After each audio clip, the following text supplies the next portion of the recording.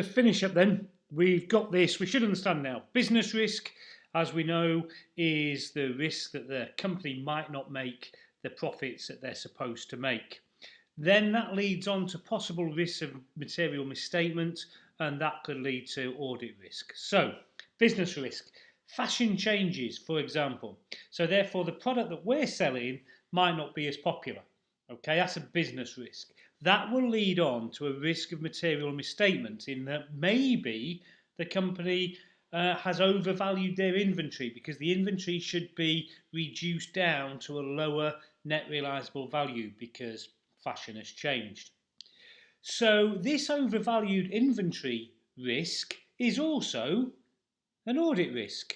Okay, but in order to reduce that risk, what we've got to do is make sure that this stock isn't overvalued. How do we do it? As it says there, we lower it by working more on inventory valuation. And that's what we've got a plan to do. So this is how it comes up in questions, isn't it? It comes as part of a planning question. Maybe ask you to identify the business risks. Then you can go on and say, right, this is how that builds up into audit risk. So audit risk is made up of the risk of the material misstatement, plus how I've planned for it, plus what we call the detection risk. Okay, so risk of material misstatement is made up of inherent risks and control risks, because good controls would pick it up, but bad controls won't. And then that leads on to audit risks, but the audit risks is mitigated a bit by us detecting it beforehand, so doing some good planning. So what would make us not have a detection risk would be doing a really good audit, because if we do a really good audit, then we won't have any audit risk because we'll know everything. So doing a really good audit, quality control, lots of reviews, etc.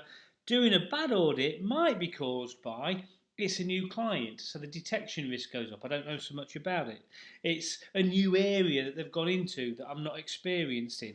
There's maybe a new pension or a new provision or something that needs valuing, and I don't have skills in that. So all of those will increase the detection risk, and then we've got to do something about it. Like we've got to get in a professional who values pensions, or we've got to speak to people who do have experience in the area, or we've got to do more work on opening balances because it's a new client, do more work on understanding the client.